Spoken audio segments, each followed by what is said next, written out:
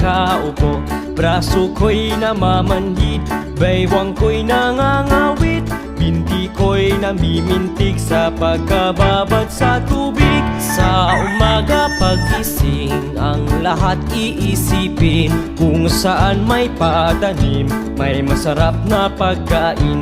Braso ko'y namamanhid, baywang ko'y nangangawit, binti ko'y namimintig sa pagkababad sa tubig. Halina